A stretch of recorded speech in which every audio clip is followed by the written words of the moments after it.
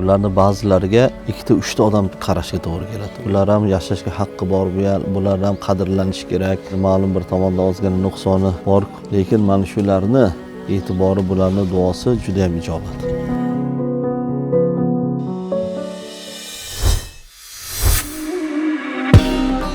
Assalomu alaykum. Bugun 25 aprel sanasi. O'zbekiston Musulmonlar idorasi raisi, muftiy hazratlari o'rinbosari, Vaqf xayriya jamoat fondi rahbari Zayniddin domla Eshonqulov Navoiy viloyati Qiziltepa tumanida joylashgan Muruvvat uyiga ko'ngli o'ksik qalblarga mehr ulashish uchun tashrif buyurganlar.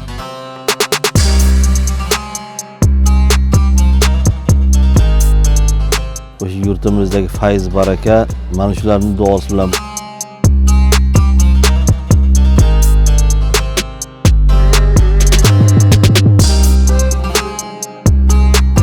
ijtimoiy himoyaga muhtoj bo'lgan yoshlarimizga bo'lsin, kattalarimizga bo'lsin, sharoitlar bilan borib tanishyapmiz-da.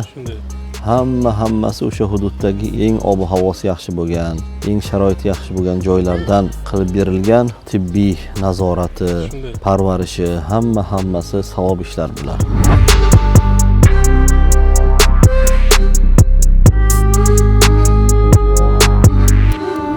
Bugun bir fazilatli muborak kunlarda mana Navoiy viloyati Qiziltepa tumanida ham muhtaram yurtboshimizning tashabbuslari, muftiy hazratlarining go'zal bir xayrli xizmatlari bilan muftiy hazratlarining o'rinbosarlari boshchiligida juda katta xayrli ishlar boshlanib, mana imom domlalarimizga ma'naviy, ma'rifiy xayrli tadbirlar o'tkazilib, shu bilan bir qatorda tumanimizdagi ehtiyojmand oilalar 100 ta oilaga mana vaqf fondidan xayriya xizmatdan ajratilgan ekan. Alloh taolo bu xizmatlarni Alloh mukofotini bersin. Alloh taolo hammamizni o'zi yaxshilikka boshlasin. Yurtimiz tinch bo'lsin, yurtboshimiz boshimizga omon bo'lsinlar. Bu imom domlalarimiz ham olib borayotgan ishlarga Alloh taolo o'zi madadkor bo'lsin. Alloh taolo shifoi komil bersin. Yaxshi bo'lib keting iloyim. Ana shu zikrlaringizda, duolaringizda butun elimizda, xalqimizni duo qiling. Vaqf xayriya jamoat fondi